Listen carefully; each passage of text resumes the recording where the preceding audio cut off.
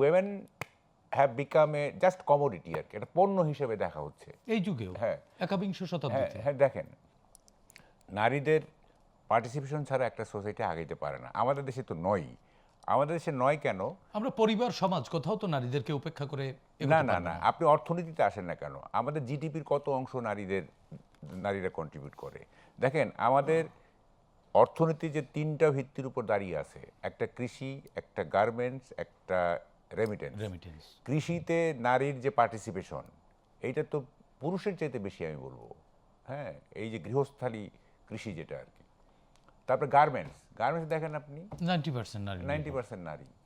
Remittance অবশ্য পুরুষরা এগিয়ে আছে, পুরুষরা এগিয়ে, কিন্তু নারীরা একেবারে পিছিয়ে, বিষয়টি পিছিয়েও না। এরকমও বলা হ্যাঁ, যাবে না। তাইলে আমাদের অর্থনীতিটা মজবুত করতেছেন তারা, অথচ তাদেরকে আমরা মানে কি বলে যে ডেভেলপমেন্ট ওয়ার্কে মানে অন্তর্ভুক্ত করব না, তাদেরকে হেয় প্রতিপন্ন করব, এটা তো হয় না।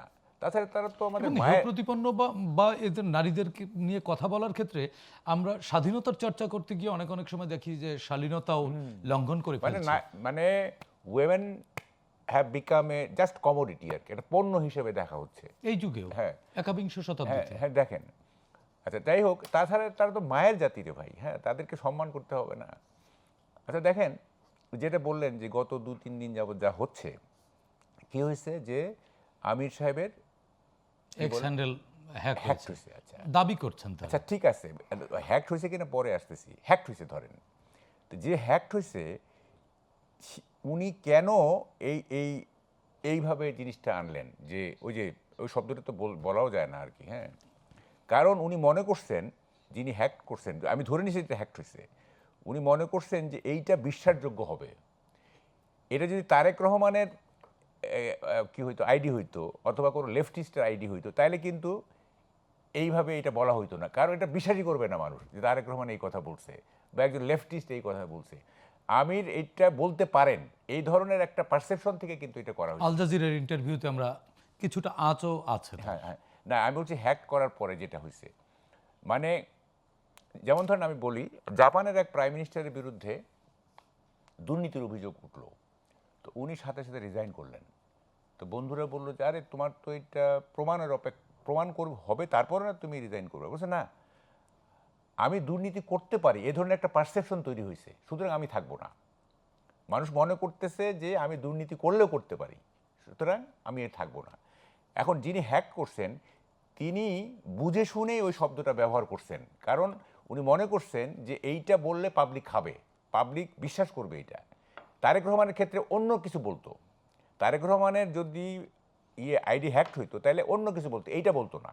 কারণ কে কোনটা বললে বিশ্বাসযোগ্য হবে, মানে মানসিকতা বোঝা যায়। হ্যাঁ, এটা বোঝা যায়, শুধু সেইভাবে করা হয়েছে। কিন্তু দেখেন, এটা বুঝতে হবে। এখন আসেন মানে হ্যাকড হয়েছে কিনা বা ইত্যাদি। এখন হ্যাকড হইলে হয় কি, যে ধরেন যে একটা মেসেজ আসে যে একটা লগ ইন করা হচ্ছে, হ্যাঁ, নোটিফিকেশন একটা চলে আসে। নোটিফিকেশন আসে, তো এটা কিন্তু হয়নি। আচ্ছা, মানে ফর আর্গুমেন্ট সেক আমরা ধরে নিলাম যে এটা হ্যাকড হয়েছে। এটা অবশ্য আমি শুনতেছি যে এটা নাকি কি বলে যে পিআর সেকশনের, ওদের যে পিআর টিম আছে তাদের থেকে বা আইটি সেকশন করছে, এবং পিআর টিম নাকি চেঞ্জও করা হয়েছে, আমি যতটুকু শুনছি আর কি। বুয়েটের জানি না আমি সত্য না মিথ্যা। এখন কথাটা হচ্ছে যে মানে এটা হ্যাকড অর নো হ্যাকড, এইটা আমার কাছে কোনো গুরুত্বপূর্ণ বিষয় না। আমার কাছে গুরুত্বপূর্ণ বিষয় হচ্ছে যে জামাতের আমিরের নামে এই ধরনের একটা মানে প্রচার কেন হচ্ছে। তার মানে জামাতের আমিরের ইমেজ কি এরকম যে তার নামে এটা বললে মানুষ বিশ্বাস করতে পারে? আমরা তো নির্বাচনী প্রচারণায় চাই যে জামাত কি বলবে। জামাত বলবে যে আমরা শরিয়া আইন করব না, জামাত বলবে যে 71-এ আমাদের পূর্বপুরুষরা এগুলি করছে, আমরা করি নাই ভাই, এই জন্য আমরা সরি, আমরা দুঃখিত। তাইলে না তাদের ভোট বাড়বে। হ্যাঁ, তারা যদি ভোট বাড়াইতে চায় তাহলে এই জিনিসগুলি ওরা অ্যাড্রেস করবে। যেসব জিনিস নিয়ে মানুষের প্রশ্ন রয়েছে, শরিয়া আইন নিয়ে মানুষের প্রশ্ন আসছে, 71-এ তাদের ভূমিকা নিয়ে প্রশ্ন আছে, এগুলি না ওরা রিজলভ করবেন, তাইলে না ভোট বাড়বে।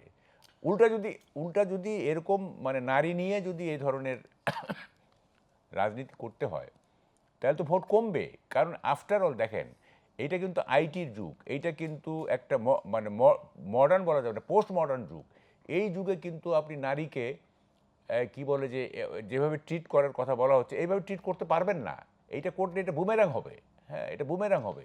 কিন্তু সেটি কিন্তু আবার পক্ষেও সাফাই একাংশ, একটি গ্রুপ, নারীদের একটি গ্রুপ কিন্তু বলছেন যে এটি আসলে ভুল বোঝাবুঝি বা ট্র্যাপ করা হয়েছে বা হ্যাক করা হয়েছে, বাজে ইমেজ তৈরি করবার জন্য করা হ্যাঁ, হয়েছে। হইতে পারে।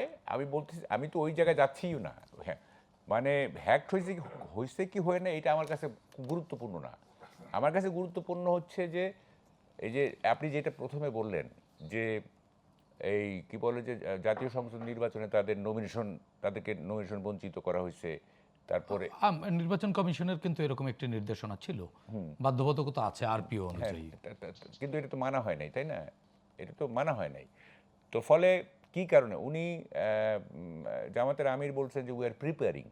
তো প্রিপারেশন যদি উই আর প্রিপেয়ারিং মানে কি? আপনি শুরুটা করবেন তো, প্রিপারেশনটা তো শেষ হবে একটা জায়গায় গিয়ে। তাই শুরু করবেন না তো, শুরু দুই চারজন নমিনেশন দিলে কি এমন ক্ষতি হইতো? আমরা একটু দুদুভাইয়ের কাছ থেকে শুনে আসি। দুদুভাইরা তো প্রত্যক্ষভাবে রাজনীতি করছেন।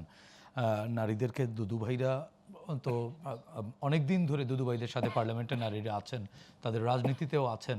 যদিও আরপিও অনুযায়ী যেই পার্সেন্টেজটা থাকবার কথা ওই পার্সেন্টেজটা এখনও বিএনপি পৌঁছাতে পারেনি। অবশ্য তারা কতটুকু চেষ্টা করছেন জানি না। সর্বশেষ নারীদেরকে নিয়ে রাজনীতিতে যে মন্তব্য করা হচ্ছে, এতে আসলে রাজনীতি শেষ পর্যন্ত কোন জায়গায় গিয়ে ঠেকবে দুদু ভাই? আমরা তো পরিবর্তন চেয়েছি, ধীরে ধীরে আমরা পরিবর্তনের ধারাবাহিকতা একটা উন্নত সংস্কৃতিতে ঢুকবার চেষ্টা করেছি। আমরা কি আপনি কি দেখছেন যে উন্নতির দিকে যাচ্ছি? আপনাকে ধন্যবাদ। অবশ্যই উন্নতির দিকে যাচ্ছে। আপনি যে কোনো পার্টির নীতি, আদর্শ, লক্ষ্য, ভূমিকা এগুলো যখন প্রকাশযোগ্য হয় তখন তো কিছুটা স্তর উন্নতির দিকে যায়। মানে এই উন্নতিটা হচ্ছে তাদের চরিত্র বোঝা, তাদের লক্ষ্য বোঝা। যেমন জামাত ইসলাম এমন একটা ধারণা প্রচার করেছে বা ঢাকা শহরে এই 24শে গণ অভ্যুত্থানের পরে তারাই ক্ষমতায় আসছে। এই গত 15-16 মাসের এই ধারণাটা এমন হয়েছিল যে ইলেকশন হওয়া মাত্রই তারা ক্ষমতায় আসছে। এইটা যদি আমি বিবেচনায় নিয়ে কথা বলি তাহলে পরে আপনি নিজে উচ্চারণ বলছেন যে 51% ভোটার হচ্ছে প্রায় 51%। প্রায় 51%। তারা কিন্তু একেবারে স্পষ্ট করে মিস্টার শফিকুর রহমান একেবারে স্পষ্ট করে অন্য কোনো দল বলেনি, উনি বলেছেন যে জামাতে কোনো নারী প্রধান হওয়ার কোনো সুযোগ নাই। এটা কিন্তু জামাত বলেছে। তার মানে যে সমাজে 51 জনের প্রতিনিধিত্ব থাকবে না, যে সমাজে আছে কিন্তু ওই দলে 51 সদস্যের কোনো রকম প্রতিনিধিত্ব, প্রধান তো দূরে থাক, আমার জানা মতে ওদের কোনো নির্বাহী কমিটির সদস্য নারী নেই। তারা আবার কিন্তু রাষ্ট্র ক্ষমতা প্রত্যাশা করছে, সেটি আবার ভোটের মধ্য দিয়ে। যেমন আপনি অর্ধেক অংশ আগেই নিজের থেকে বাদ দিয়ে দিয়েছেন, আবার প্রত্যাশা করছেন যে তারা রাষ্ট্র ক্ষমতা আসবে। যেমন আপনার বোধহয় এটা স্মরণে থাকতে পারে যে সরোয়ার্দিতে তারা একটা বড় সমাবেশ করেছে।